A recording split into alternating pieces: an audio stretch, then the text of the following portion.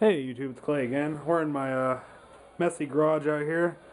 Sorry I couldn't be bothered to clean it up, but I had to turn my radio down for you guys. I haven't turned that radio down in 2 years. But anyway, this is going to be the tutorial on how I build the wooden shield here. Pretty much just going to need a few things. I have a few of these, get that shot there. Just a few of these boards. These are only like $1.50 at Lowe's, something like that. I got a whole bunch of these left over. Then, really doesn't matter what size. I mean, you could use 2x4s if you wanted, but I don't. Suppose I could do. Let's see.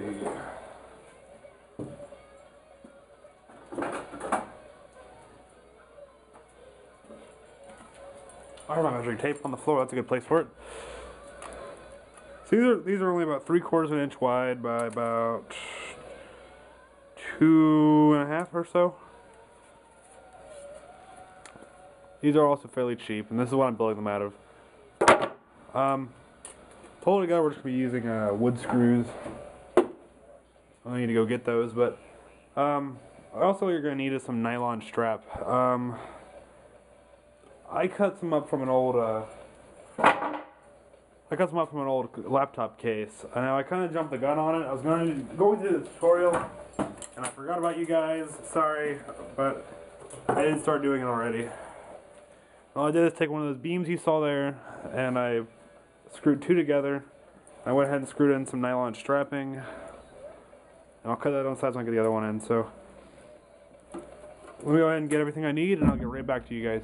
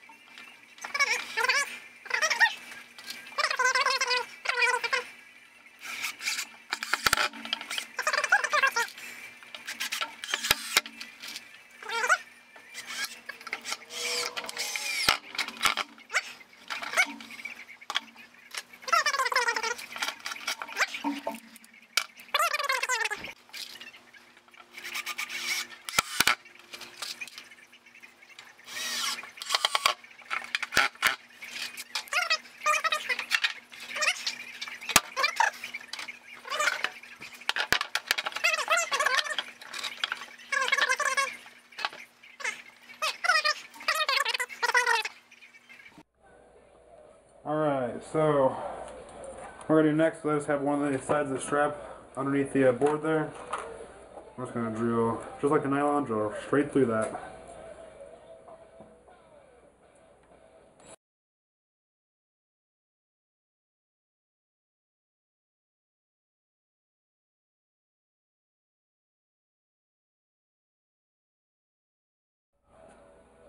Alright, so I cut there, and I add just the last two screws over here.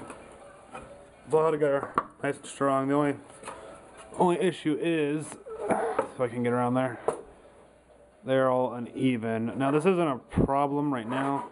The reason for that is just because the strap on the handle is really thick. So that's something to watch out for if you're using some kind of random handle. I'd recommend just using a piece of nylon. It's not a big deal. But this one's going to be used for a destruction test anyway. So it's no big deal. Alright, so that's all held together. That's nice and strong. So now we have the next issue. There are a dozen or more screws sticking out the other end.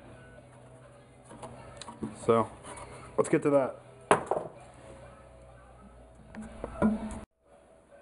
Alright guys, for the screws sticking on the other end, there's many different ways you can get rid of those. Files, angle grinder, whatever you want to use. I prefer the angle grinder with a flap disc. For those of you that aren't familiar, flap disc is just sandpaper overlapped over each other. So it sands it down nice and quick, so go ahead and jump right into it.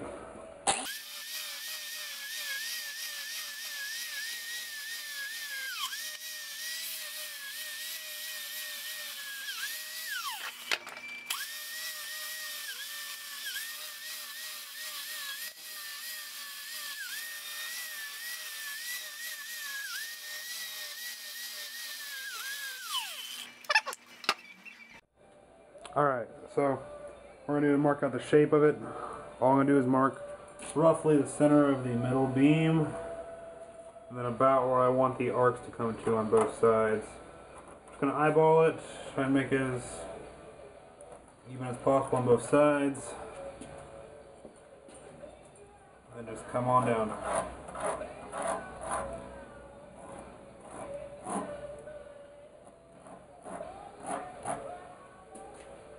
Good enough. Or the other side.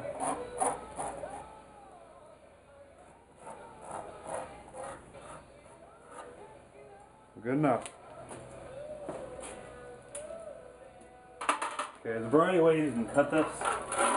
Variety of saws you can use, like hack saws, miter block saws, wood saws. I got all the saws. But I prefer a much more dangerous solution. So let's go ahead and get into that.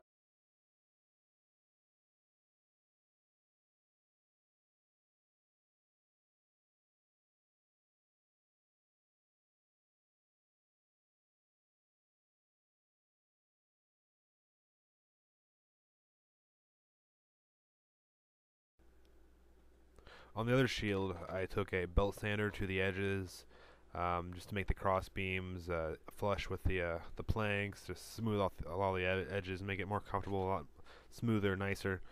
This one, like I said, though, is going to be used for a destruction test. So I will get that video up shortly, and don't forget to rate, comment, subscribe, and until next time.